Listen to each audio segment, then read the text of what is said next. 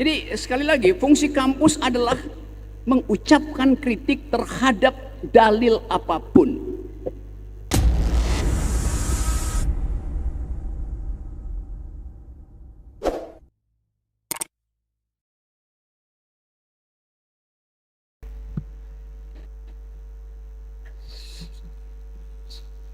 Assalamualaikum warahmatullahi wabarakatuh. Selamat pagi.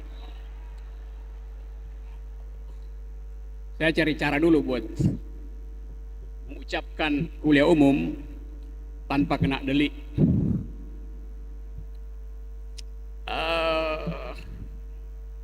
Saya senang diterima di sini karena setiap kali saya berhadapan dengan suasana kampus selalu ada harapan tentang masa depan.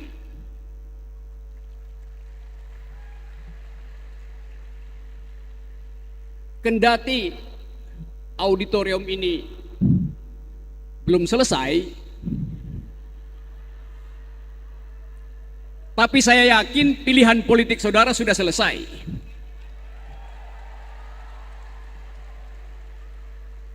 Kalau belum selesai pilihan politik, pasti saya nggak diundang di sini. Tapi yang lebih penting adalah mengingat mengapa kampus ini mengambil nama seorang tokoh di masa lalu yang kita kenal bersama di dalam sejarah bangsa ini, yaitu Sultan Agung. Pasti ada yang agung di dalam sejarah beliau. Hari ini ada seorang yang ingin jadi sultan, tapi kelakuannya kurang agung karena banyak bohong gitu.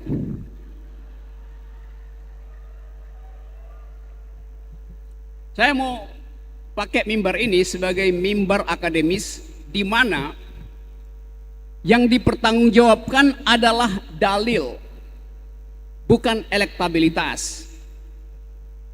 Nah, kita ingin agar supaya tradisi politik kita mengikuti tradisi awal demokrasi, yaitu bertengkar di tingkat dalil. Karena politik dasarnya adalah uraian pikiran. Berpolitik artinya mengucapkan pikiran tentang keadilan. Itu soal penting bagi kita hari-hari ini. Nah, saya kagum tadi bahwa universitas ini tadinya universitas kecil, tidak dikenal. Tetapi kemudian diberi landasan infrastruktur ide oleh Pak Laude sebagai rektor awal, sehingga ada legasi hari ini, yaitu kita diberi metodologi. Kampus hanya tumbuh bila ada metodologi. Dan saya kagum bahwa ternyata kampus ini mendahului kurikulum nasional, mampu mendigitalisasi seluruh fasilitasnya. Jadi ini kampus milenial dari satu dekade yang lalu. Pemerintah baru mulai bicara tentang industri 4.0. Kampus ini telah mulai. 4-nya udah dimulai oleh kampus ini, 0-nya ada pada pemerintah saat ini. Karena di dalam era hari ini kita hanya bertempur dengan kekuatan ide, dengan kekuatan pikiran. Jadi kalau kampus dihalangi untuk mengolah pikiran, itu artinya pemerintah tidak percaya pada akal sehat. Padahal fungsi kampus adalah menggembirakan masyarakat melalui akal sehat. Saya selalu senang berhadapan dengan suasana kampus karena ada kegembiraan di ruangan ini. Ada suasana gembira dibandingkan dengan suasana di luar sana yang penuh kemarahan. Orang marah biasanya karena dungu. Jadi tidak mungkin ada kegembiraan di sini bila tidak ada akal sehat dialirkan. Dan kita ingin agar supaya hari-hari ke depan kita hanya bertarung di dalam fasilitas akal sehat. Karena hanya akal sehat yang tidak mungkin dimata-matai oleh kekuasaan. Akal sehat tidak mungkin dihalang-halangi oleh kekuasaan. Jadi kalau teman-teman Bawaslu di sini, saya kira benar, Bawaslu itu tugasnya adalah memperhatikan siapa berakal sehat, siapa berakal bulus. Itu sebetulnya tugas Bawaslu itu. Bukan mengawasi jari. Saya ingin uraikan ini lebih dahulu karena ini kebetulan forum akademis tentang fungsi dari Bawaslu secara akademis. Bukan mengajari, tetapi apa tugas etis dari Bawaslu. Saya menyebutnya tugas etis sebab saya terlibat di dalam diskusi awal ketika KPU dirancang di awal reformasi. Ketika Bawaslu didirikan, ketika seluruh perlengkapan teknis pemilu dibicarakan. Kami dari kampus pada waktu itu bersama civil society, Pak Laude termasuk di situ, berupaya untuk menghasilkan pemilu yang argumentatif, berupaya menghasilkan sistem pemilihan presiden yang fungsi etisnya melampaui fungsi teknisnya. Karena itu kalau kita baca perdebatan di awal reformasi tentang lembaga-lembaga pemilu, yang menonjol di sana adalah keinginan untuk menjadikan KPU, Yunto Bawaslu sebagai tempat pendidikan politik. Jadi sifat etika politik mendahului sifat teknika politik. Artinya kesibukan KPU seharusnya ada pada dimensi etis mendahului dimensi teknis. Itu mengajarkan pendidikan politik. Kemana? Ke semua institusi. Supaya kita masuk di dalam kompetisi politik yang benar-benar bermutu. Di mana kita hanya bertanding dengan argumen, bukan dengan sentimen. Jadi itu tugas awal dari upaya kita untuk mereformasi sistem pemilu kita di awal. Nah, saya menerangkan ini kemana-mana. Saya udah mengajar di semua tempat, di banyak universitas. Ada teman-teman polisi, saya mengajar juga di Sespimti Polri. Kalau Anda mau jadi perwira, pasti ikut kelas saya dulu di Lembang tuh. Saya mengajar di Sesko TNI Angkatan Darat di Bandung.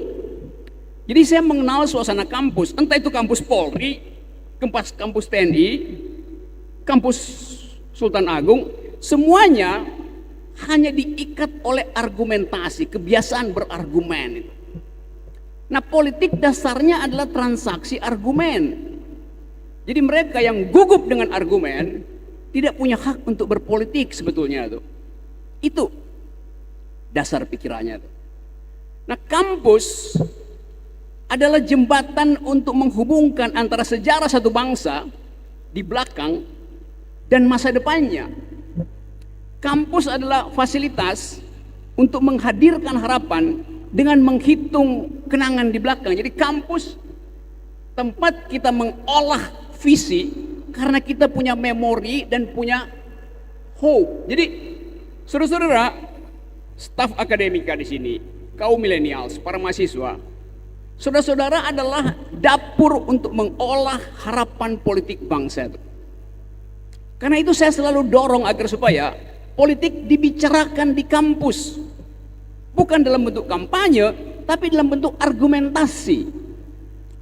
Karena proposal politik seorang caleg, calon gubernur, calon kepala daerah, apalagi calon presiden, proposalnya harus diuji di tempat di mana tersedia pikiran kritis, yaitu kampus. Kita nggak bisa menguji proposal politik presiden di atas panggung dangdut, karena nggak ada fasilitas di situ. Karena itu sebetulnya yang mesti dilihat oleh penyelenggara pemilu, kampus itu tempat menguji pikiran politik. Jadi politik boleh masuk kampus, boleh masuk kampus. Apa artinya? Artinya harus dimungkinkan terjadi pertukaran argumentasi di kampus. Kampanye nggak boleh. Kenapa nggak boleh? Karena kampanye itu satu arah. Itu bedanya tuh. Nah, sekarang ada kekeliruan. Jangan masuk kampus, nanti kampanye. Saya nggak pernah kampanye di kampus. Kalau kampanye di kampus, saya nggak akan minta dipertanggungjawabkan. Saya akan minta tanya jawab. Saya nggak akan minta dibantah. Karena kampanye artinya tidak membantah. Kampus adalah tempat orang berbantah-bantahan itu. Dan itu sehat bagi demokrasi itu. Jadi mengapa menghalangi pikiran masuk kampus? Semua presiden Amerika debat pertama, deklarasi pertama datang ke kampus. Dia ucapkan visi dan misinya, dan Civitas Academica menguji bahasa pikiran dia, termasuk bahasa tubuhnya tuh. Karena mereka tahu bahwa kejujuran mengevaluasi hanya ada pada kampus. Kalau kampus setuju dengan pikirannya dikasih tepuk tangan, kalau nggak setuju dicaci maki. Ini terbalik-balik. Pikiran yang keliru, penuh kebohongan ditepuk tangan karena nggak pernah diuji, tidak pernah diskrutinisasi di kampus. Jadi sekali lagi, fungsi kampus adalah mengucapkan kritik terhadap dalil apapun. Itu poinnya. Nah, kita sekarang seolah-olah disulap untuk menghindari pembicaraan politik di kampus. Itu yang membuat kita dungu. Karena kita hidup dengan petunjuk satu arah. Saya lihat baliho di mana-mana di seluruh Indonesia. Balihonya tinggi-tinggi, besar-besar. Tapi kita nggak mungkin bercakap-cakap dengan baliho.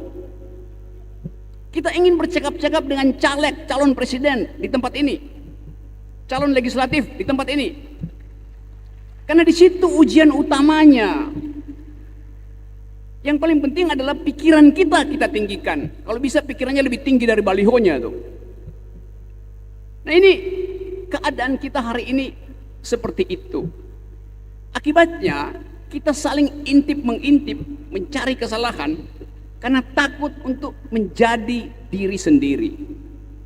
Orang yang takut menjadi diri sendiri akan berupaya untuk mencitrakan dirinya setiap hari. Dan Anda tahu apa artinya pencitraan? Pencitraan artinya mengemas seseorang melampaui standarnya. Artinya dia mesti ada standar dulu. Kalau nggak ada standar, dikemas dengan cara apapun, dia tetap di bawah standar. Nggak ngangkat, kata milenial tuh. Nah, kita sekarang ada di situ. Dalam keadaan menceritakan seseorang terus-menerus, tapi sebetulnya standarnya nggak ada. Karena itu pencitraannya dibikin berulang-ulang dan dengan kemasan yang berbeda-beda. Itu keajaiban politik Indonesia. Nah, kita hendak menghentikan cara semacam itu supaya kita bisa pergi pada harapan milenial.